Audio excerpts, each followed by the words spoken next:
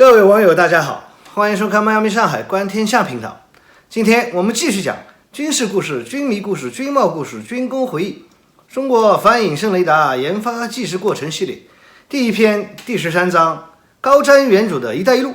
激情燃烧的瓜达尔港雷达场站建设。摘要：走出去国门看过之后，才知道一带一路是多么的伟大的战略构想，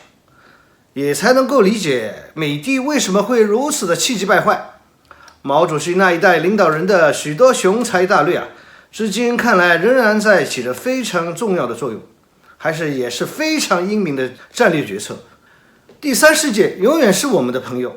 如果有一天第一世界都完蛋了，那我们第三世界的好日子就要来了。工程兵部队一直是我心目中的英雄，里面藏龙卧虎，无所不能，无坚不摧。在瓜达尔山底那鸟不拉屎的地方，他们用最快的速度和最高的标准完成了雷达场站的建设，使瓜达尔雷达站成为我们重要的千里眼和顺风耳。正文：有了乔杜里的帮忙，雷达场站的建设变得顺利好多。我觉得李卫的方法不错，就是每天早上在沙西的营长的训话之后让乔杜里给大家分派任务，然后敬礼，让战士们也敬礼还礼。乔杜里比较勤奋，但是从天资上看确实不如纳西姆和李卫，但是乔杜里的特点是勤勉和坚韧，这方面倒是非常像中国人。作为英国殖民地和英联邦国家，巴基斯坦本地的精英通常选择去英国留学。乔杜里家族的3个哥哥姐姐都去了英国，他能够去中国也只是因为家族需要而已。但是很明显，他中国的求学经历让乔杜里耳闻目睹了中国人的勤勉，因此乔杜里做事也非常的努力，非常认真细致。他的情商很高，所以跟小王他们打成了一片，也能够跟沙西的营长的官兵们很快的打成了一片。其实智商和情商真的是人两方面的技能，智商高的可以搞科研，情商高的适合做管理。乔杜里算是一个典型的管理型人才。2003年初，瓜达尔港的电力供应问题得到了解决，因此大型耗电设备、场站的水处理设施能够全天候的工作。巴基斯坦是最重要的产煤国，因此由巴基斯坦投资，在瓜达尔北郊新建了2个火力发电厂，解决未来瓜达尔港的发展问题。有了电，有了空调，我们的调试就快马加鞭了起来。为了赶进度，我和小王经常在场站里面熬夜通宵，于是中文班的事情就耽搁了，害得米丽娜大姐打电话去指挥部询问我的情况，看是不是我们不想做了。碍于苏拉瓦底将军的面子，我们答应每周上一节。这一次我们带着乔杜里一起，乔杜里的作用非常明显，有了他的讲解，学习效率提高了很多。大概看得出来，我和小王都比较关照萨比哈。等到没人的时候，乔杜里就悄悄地问我们要不要他帮忙去牵线搭桥。坦率地说，萨比哈的样子真的非常可爱，我们都非常喜欢，人也非常好。我觉得做朋友倒挺好，但是毕竟是2个国家的人，文化传统啥的都是截然不同，所以我对他倒是没有什么非分之想，也把心里话跟乔杜里说了。乔杜里也没多说什么，只是告诉我们，如果不想娶人家，就别靠得太近别老是去跟他搭讪，没好事儿自从有了车，每周我都会跟小旺去到瓜达尔市去买羊排和啤酒。瓜达尔的集市上有一个摊位，羊排做得非常的香，我们都非常喜欢。穆里是巴基斯坦的一种本地啤酒品牌，应该是英国人建的，有3种，绿色罐装的，度数最高，我们也最喜欢。听说是用喜马拉雅山的雪绒水酿制的，很别致，口感非常好。由于巴基斯坦是伊斯兰国家，虽然能够买到啤酒，但是价格非常昂贵，算下来大概折合人民币20元一罐。紧张工作之余能够享受到啤酒羊排，也算是人生的一大乐趣了。我们也邀请过乔杜里，其实有些巴基斯坦人是喝酒的，但是乔杜里不喝，我们也尊重他的习惯，2个人自己喝自己的。调试虽然很紧张，但是进度也非常快。最后我们安装的就是远程警戒雷达，雷达场站在附近的一座山上，说是山其实是有点像那个土坝子一样的高台。第一期装备的警戒雷达侦测半径大概是1000多公里，可以把大部分的伊朗、阿富汗、阿联酋、卡塔尔、阿曼和一部分的印度等地都看得清清楚楚。2001年10月7号开始，美国宣称为了惩罚塔利班对本拉登的支持，同时为了扶持阿富汗的北方联盟，开始对阿富汗进行空袭。阿富汗是山区，而且大部分都类似风化花岗岩的地质条件，其实是不利轰炸的。但是美军非常嚣张啊，从印度洋上的迭戈加西亚美军基地派了B-52空中堡垒，经过印度和巴基斯坦空袭阿富汗。阿富汗人其实是非常彪悍的民族，主要是普什图人，也就是突厥的后裔。在唐代，阿富汗地区曾经是大唐版图中最靠近西方的一部分。1979年苏联入侵阿富汗开始，这个国家就处于动荡和战乱之中。阿富汗战争初期的美军轰炸并未完全实现战役目的，于是美军采用了大量的炸弹，而B-52就是它的载体。与巴基斯坦不同，阿富汗虽然国土面积是巴基斯坦的 1.5 倍，但是由于地理和长期战乱的原因，人口只有3000万，而且因为国家贫穷，基本没有防空设施，这使得B-52得以长驱直入。1990年和2003年的2次海湾战争，B-52都没敢如此大规模、大摇大摆地飞到伊拉克的空中。我们的预警雷达才开机1个月，就看到了数次空中堡垒 B-52。也不是咱们的雷达性能非常好，实在是空中堡垒 B-52的体型太大了，它就是非常的嚣张。B-52一共有8台发动机，翼展长56米，机身长48米，高12米，特征太明显了。第一次看到它的时候，我和小伙伴们都惊呆了。在雷达的东侧，距离我们1000多公里，却跟400公里外的一架普通客机一样的截面积，牛逼吧？美国佬就是如此的嚣张。我跟乔杜里说，如果你天天放一头狼进卧室，你早晚有一天会被它咬伤。乔杜里点了点头，若有所思。跟阿富汗不同，巴基斯坦有着自己的工业基础，一小部分是东印度公司留下来的，另外绝大部分是印巴战争之后巴基斯坦勒紧自己的裤腰带慢慢攒的。前面介绍过，虽然紧邻伊朗和波斯湾，但是巴基斯坦并非原油生产国，它的石油储量自给自足完全没有问题，但是没有办法出口赚大钱。不过巴基斯坦盛产煤炭，跟中国类似，因此中电投在那边搞了许多火力发电厂。一开始主要集中在巴基斯坦的北部，首都伊斯兰堡、拉瓦尔品地和费萨拉巴德等地方。后来随着卡拉奇，尤其是瓜达尔港的开发，在南部也新建了许多火力发电站。有了电力，就有了工业，尤其是重工业。巴基斯坦的人口主要集中在北方，那里曾经是丝绸之路的分支干道。我们建设瓜达尔，也希望在南方建立起新兴的工业基地，为振兴巴基斯坦的经济做出努力。巴基斯坦稳定了，中亚地区和咱们的大西北也就稳定了。巴基斯坦发展起来了，就可以更迅速、更有效地实现西部大开发战略。巴基斯坦的经济发展起来了，也就会产生辐射效应，吸引克什米尔地区民众的归附，那就会让阿三如坐针毡，睡不着觉。由此可见，一带一路的战略是有多么的重要，有多么的英明，这也是未来咱们布局全球的关键所在。巴基斯坦的主要城市和工业都是沿着印度河沿岸分布，而远离印度河的瓜达尔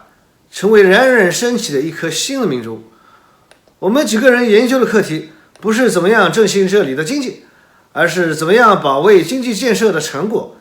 瓜达尔港的基础设施直到中港集团全面介入才得到有效的改善。在中港集团介入之前，是由美国暗地支持的新加坡港务局在进行管理。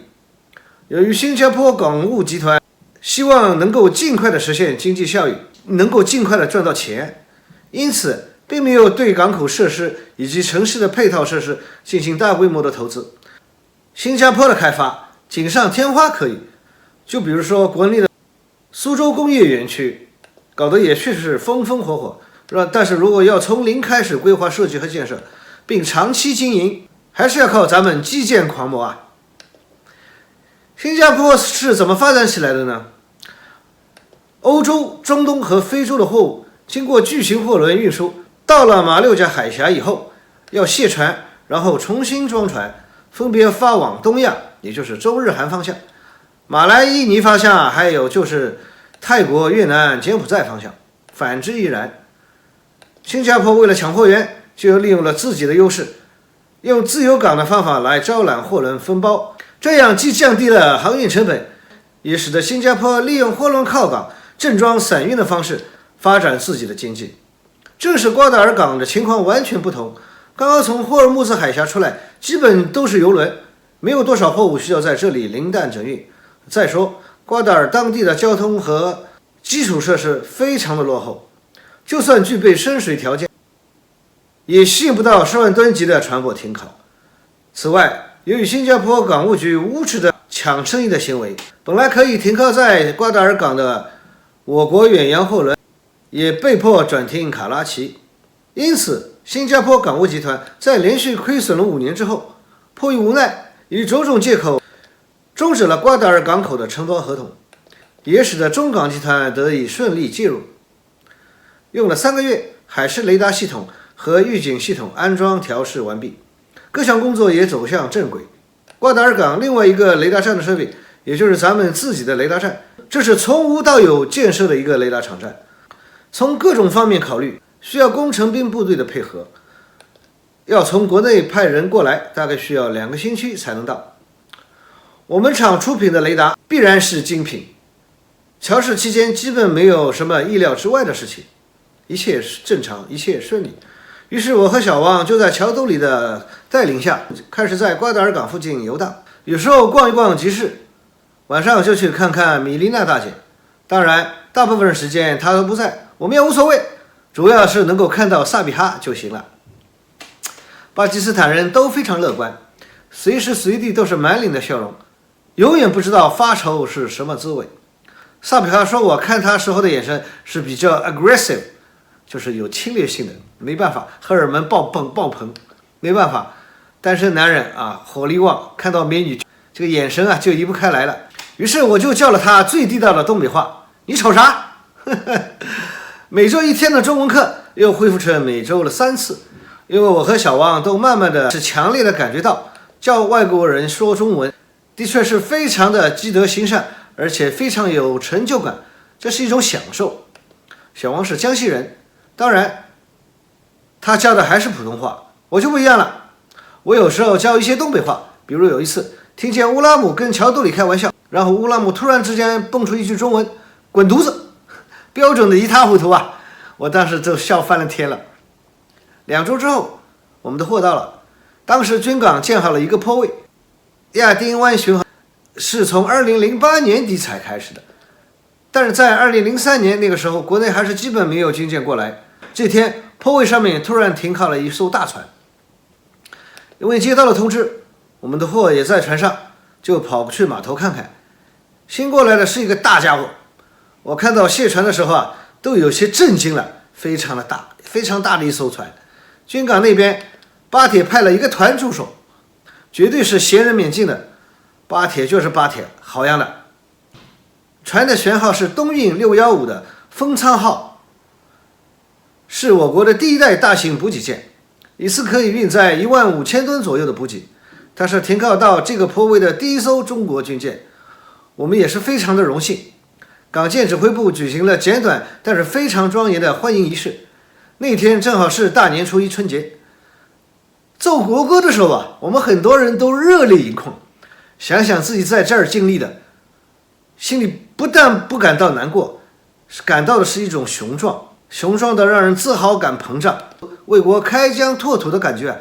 那是非常的自豪。大家伙装了差不多20辆卡车，分成几批运到位于山顶的雷达场站。这是一个当时最新型号的相控阵雷达阵列，拼装就花了差不多2周的时间。正月15的晚上，我和小王买了一些啤酒和烤羊排，跟几位工程部队的兄弟坐在基座上看着月亮，感觉瓜达尔的月亮好圆好大也好亮，但是怎么看就是没有国内的月亮好看。我们边喝着啤酒边聊天，心里充满了对家乡的思念。算起来我外出已经半年多了，还没有机会跟父母通个电话，就算是春节期间也只是打了一个电话。一想起来我自己的妈，心中就没法的平静。她老人家岁数大了，我自己也没有机会尽自己的孝心照顾老妈，甚至连自己在哪儿干什么活都不方便告诉她。但是性格外向的小王就没有那么内敛了，他喝着喝着突然冒出来一句：我想我的女朋友了，都已经3个月没摸过她了。然后就开始掉眼泪了。哎呀，但是身边我们几个人都听了哈哈大笑起来，笑得前仰后俯，暂时也缓解了思乡的乡愁。又过了2个月，安装和调试工作基本完成，雷达场站的工作人员和技术人员也到位了。其实工程兵真的非常不容易，光秃秃的山上除了毒蛇和蚊子啥都没有。就是在这样的条件下，他们住在板房里边，刚开始连空调也没有，劳保用品需要从国内补给，有时候工作手套磨破了就用破布裹一下，卡车开不上去就用手推车甚至手挑肩扛的方式运输水泥到山顶。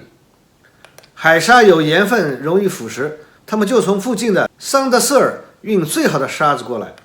在山脚下手工过筛子，一遍一遍的过筛，然后也是用手推车和肩扛的方式运到山顶上去。就这样慢慢的一砖一瓦的建设好变电站和雷达站。瓜达尔港的天气炎热，日晒严重，工地又是位于海边的山上，海风非常大，每一位官兵从营政委到基层官兵，每一位的脸上都被太阳晒得红红的，有的甚至是长了黑斑，年纪轻轻的，看上去就像50-60岁的人一样。谁的妈看见了自己的孩子晒成这样会不心疼呢？但是为了国家的利益，他们都毫无怨言。他们是大年初一随着大型补给舰风舱轮到达的，一天也没有休息过就投入了建设，连续干了3个月下来，雷达场站初具规模。他们当中大多数人连港建区都没有出去过，更没有去逛过瓜达尔甚至卡拉奇了，然后马上就要撤退了。哎，想起来真替他们遗憾呐。临行前，我和小王把身上所有的钱凑在了一起，全买了啤酒，然后倒在几个洗脸盆里边，大家就用茶缸子摇着啤酒喝。不知道是大家年纪轻身体好，还是我们2个人的财力有限，那天啤酒没买够，反正大家喝的都非常开心，啤酒喝完了还觉得意犹未尽。第2天，工程部队的兄弟们就踏上了回国的征程。目送他们的远去，心里也是非常的不舍。我们共同奋斗的这3个月，跟很多战友建立起非常深厚的友谊。若干年后如果再重聚，这一定是一个话题，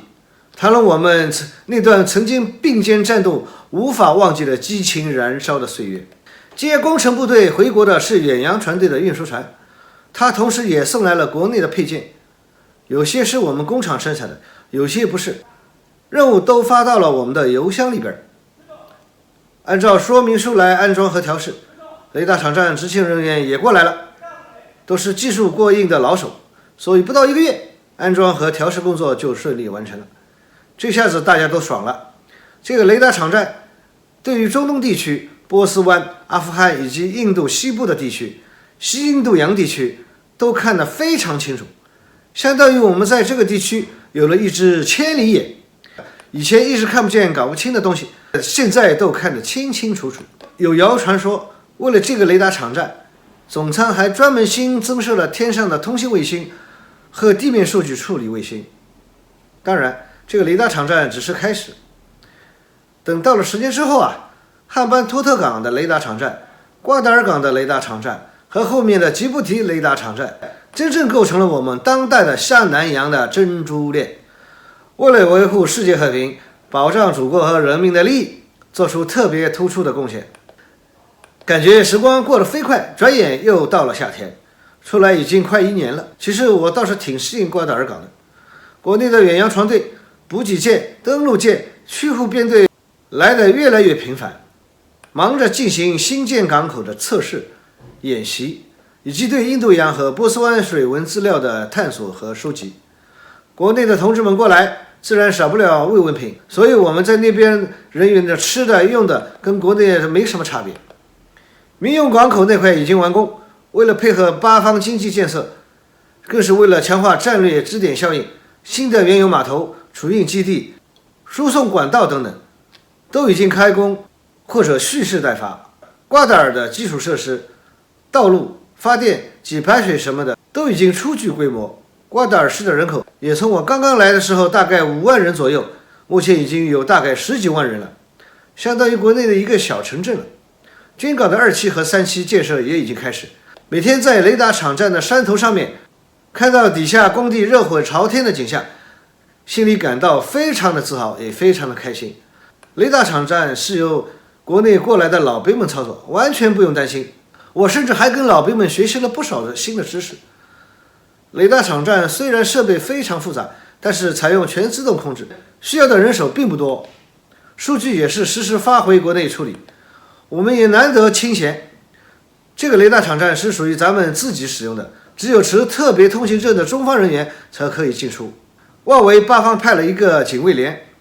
没有特别许可证，巴铁军方自己的人也进不来，包括桥洞里。因此没事的时候，我就跟小王去桥洞里那边找事情。本集讲完了，喜欢的老铁请转发、留言、订阅，谢谢大家。